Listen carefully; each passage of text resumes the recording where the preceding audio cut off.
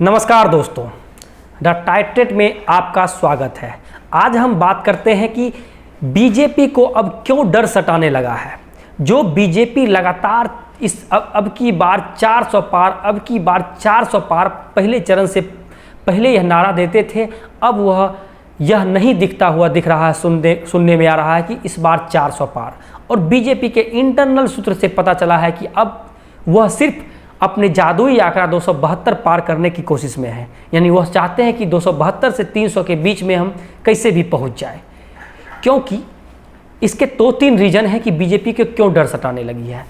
जो आरएसएस का सर्वे आ रहा है उसके अनुसार, और आरएसएस क्या कर रही है, क्योंकि कोई भी पार्टी का मजबूती तभी है जब उसका एक संगठन बहुत मजबूती से काम कर रही है। कांग्रेस तब तक मजबूत थी जब तक एनएसयूआई, जब उनका छात्र संघ मजबूत था, उनका संगठन मजबूत था, तो कांग्रेस मजबूत थी।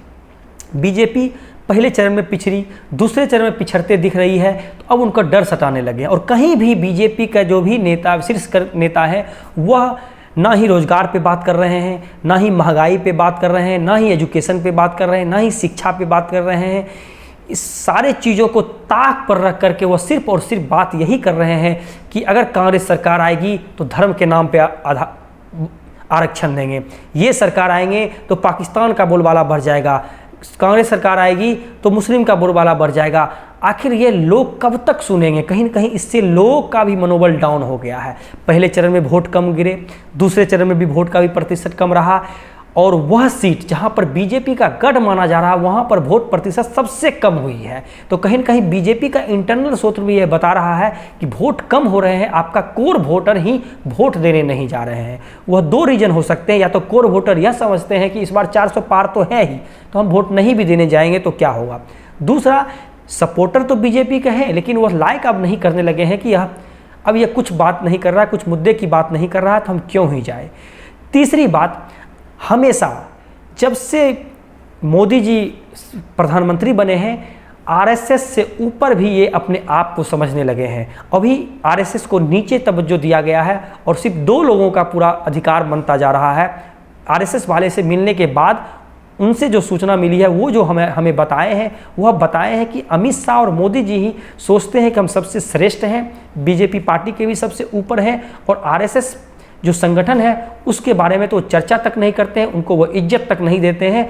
जिसके कारण इस बार जो आरएसएस 2019 में हमने खुद देखा, वो एक घर जा करके लोगों को उठा करके पोलिंग बूथ तक ले जाते थे और बीजेपी के पक्ष में वोट करवाते थे। इस बार आरएसएस के लोग पूरा साइलेंट हो गए हैं। वो विरोध तो नहीं कर रहे हैं लेकिन उनके सपोर्ट में भी नहीं आ रहे हैं। जब तक आपका संगठन काम नहीं करेगा तो वोट आपके तरफ रुझान नहीं बढ़ेंगे।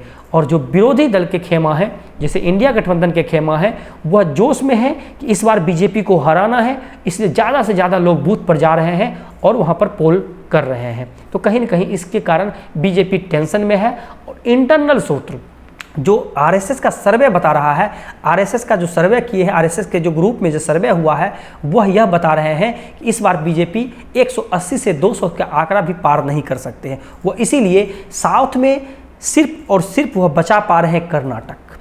आपका केरला गायब है, तमिलनाडु गायब है, साउथ सीट मैक्सिमम गायब है। नहीं, साउथ में जितने सीट थे उसमें से 10 से 15 सीट बीजेपी का घट रहा है।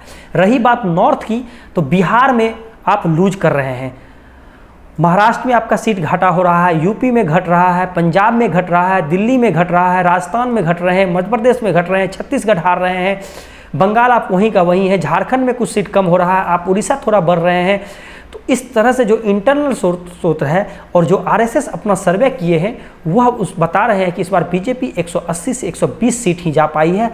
यह बात भी बीजेपी को पता चल गया है कि अगर आरएसएस अगर यह सर्वे कर रहे हैं तो कहीं न कहीं यह सही होगा, क्योंकि आरएसएस ज़मीन से जुड़ा हुआ है, लोगों से जुड़ाव है, लोगों के अनुसार ही वह बना रहे हैं। इसीलिए इस बार बीजेपी अब तीसरे, चौथे, पाँचवें, छठे, सातवें चरण में पूरे दमखम के साथ उतर रहे हैं। और सारे विधायक, सारे लोकसभा के जो पूर्व सांसद हैं और जो भी वहाँ पर शीर्ष नेता हैं, उसको क्षेत्र में उतारने की कोशिश में है ताकि वह जादुई आंकड़ा पर पाए। लेकिन जो सूत्र से हवाले से पता चल रहा है, जो सर्वे से पता चल रहा है, सही में बीजेपी को इस बार सरकार बनाते हुए बहुत मुश्किल सा लग रहा है। आपको क्या लगता है, आप कमेंट बॉक्स में ज़रूर कमेंट करें।